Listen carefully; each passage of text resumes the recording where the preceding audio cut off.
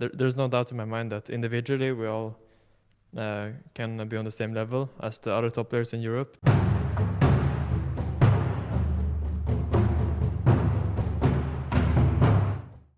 Hi everyone, this is Tom reporting from the LEC, and with me is Finn, the top laner for Rogue. How are you doing, man? Hey man, I'm doing really well. Our first two games went really smoothly, way more smooth than I think any one of us expected. Yeah. So right now we're kind of happy with how we're playing. Yeah, I can imagine so. I want to talk to you about two things in this interview, basically. The first one is the development of Rogue. I think during the spring split, you guys showed that you have a lot of potential, especially when you knocked down Misfits fairly dominantly in the playoff stage. But it, to me at least, felt like you guys were a bit of a hit or miss team. Did it feel to you as well like that? Yeah, I think we had a lot of really good performances this spring split, but also a lot of poor performances against better teams. I think sometimes we had struggles to adapt to what to do when things didn't go our way, when things didn't run smoothly with our game plan. Mm-hmm. Then we're a bit lost sometimes. Yeah, and obviously you tried to fix that during the split as well, but were there any special things you tried to do during the offseason to address that? I mean, I think for me personally, I tried to really become more consistent in my playstyle. I didn't want to be seen as one of those top laners who have some pop-up performances, but some int performances. I really wanted to make sure I was always in a position where I was doing well, and I wouldn't bring the team down just because I had a bad day. And you say that you put a lot of effort in your personal performances. I think it's fair to say that, as you say, sometimes there were really off games for Rogue. Where do you point that to? Like, where do you? What's basically the origin of those failures? Yeah, I mean, I think it's as I said that sometimes when we play against better teams, and we maybe go in with a plan, we maybe practice one thing the whole week, and then maybe some days, I mean, some weeks would have this thing where on the game day we would completely change the draft from what we've been practicing the week before, and it would kind of give us a draft where we weren't all on the same page how to execute. So that's why we could look a bit disconnected or discoordinated at times in some of the games. Yes, and now you say you personally have been trying to play a lot of solo queue to improve your performance. But when an issue is more team-based that you guys cannot really adapt, that also needs to be addressed. So what did you guys do during the off-season to improve that? I think we all just try to not really find. I mean, I could say that we're trying to find kind of our identity. Mm-hmm. We're trying to find the kind of place and the kind of style that works for us really well. And we really wanted to enforce that in our practice so that we every week practice what we're gonna play, and we don't really have a lot of things in the air, and we always know what's gonna happen on game day. Because some game days we were really uncertain of what we were actually playing or what we were doing when we went on stage.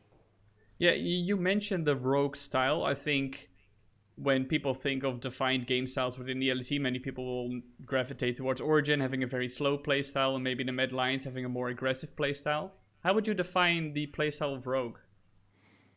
I think if I would say one sort of phrase, I guess I'd say really controlled aggression, where we really try to play it slow, but if someone oversteps, we're always quick to punish. But our default playstyle is slightly slower than some of the other teams. That's what I would say, but if people make mistakes, we should always be ready to punish them. Yeah, and I think in the first 2 days so far, you guys have been very dominant in the LEC. Did you guys expect to come out of the gate this strong? You never know really what you're gonna get when you go and play your first official games in a split. Our Even practice though was a you've bit, scraped against the teams? yeah. Even though our practice was a bit up in the air, I think we had a really strong showing the first two games, better than we expected.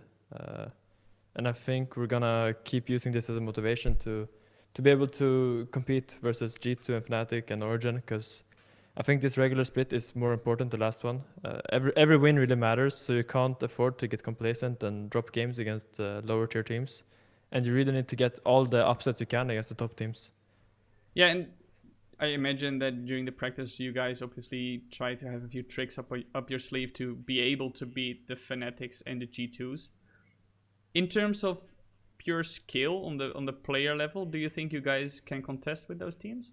Yeah, there's no doubt in my mind that individually we all can be on the same level as the other top players in Europe, like in our roles. But sometimes we are a bit slower in our rotations. We are not always as sure as the top teams of what we need to do when we're behind. And I think that has hurt us a lot against playing against these teams, because sometimes when we got behind, we just felt like we couldn't put up a fight anymore.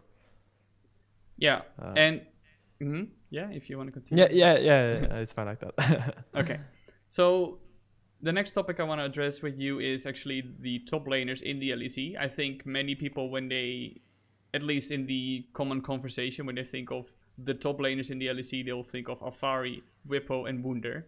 And I want to talk to you about your role as a top laner in the LEC. How do you rate yourself, or at least where do you think your place is among the top laners in the LEC? Well, I think for top laners in the LEC, there's a really clear-cut top three, the one you just mentioned, Whippo, Alfari, Wunder. I think these three are really a step above the rest, but then I would really put myself just below them, in contention to them as a top four. And I think if we can find our not in an individual way, but as a player wise, I think if we can become more consistent as a team and find better coordination, I think I can easily become one of them too. I can easily become one who can compete with them. And as for other top laners, I think they're all pretty similar in level. I don't think there's that big difference between like Genax, Orome, Odoamne, Dandan. I think these are all kind of similar in a way. But the top three is really clear, in my opinion. And if you had to point towards something, the area you would have to improve on to become one of those top players among the top three, is there one clear thing that you need to address? Maybe like the hero pool, or maybe you need to play more aggressive sometimes, or anything like that? I mean, one thing that was a problem for us last split is actually when you check at the champions we ban, our GP was one of our most banned champions the whole split, because honestly, as a team and individually, we were always struggling against the champions. So this offseason, I played 70 GP games in a row, just so I can make sure that we can play the champion and it won't be a weakness. Jeez. And I think it really helped me understand more about how the champion works, but also how the top lane works and the fundamentals. Because this is a champion, it's very fundamental based. It's not that mechanically difficult to play early, but it really forces you to play smart with the waves. And I think this really helped me become more consistent in my playstyle. And not go for these flippy all-ins, which can go either way sometimes. How did you manage to play 70 Gangplank games in a row to get to to get through? I mean, we had the similar problem last summer as well. That GP was a problem for us, and last spring it happened again. So it was just really frustrating to have the situation where there was one champion where we couldn't play, or really didn't want to play against either. I just didn't want that to happen another split. Right. Now, to round up the interview, I want to ask you, where do you think Rogue stands among the LEC teams? Because at the moment, you guys are doing very well, but it's obviously still very, very early in the split at the moment.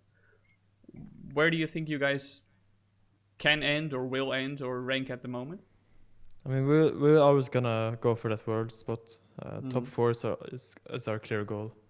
And to do that, I think we need to be a strong force, not only in playoffs, but especially in regular season.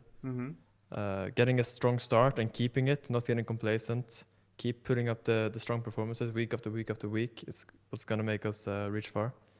And I think right now we're in a position where we can do that. We got a really good start for us, and we're just going to keep practicing hard and make sure that we can take games out of the top teams, which we couldn't do last split. Okay, I'm gonna have to put you on the spot a little bit here and just ask you straight up, is Rogue gonna make Worlds? Yes, of course. Cool. Thank you very much for your time, man. Thank you.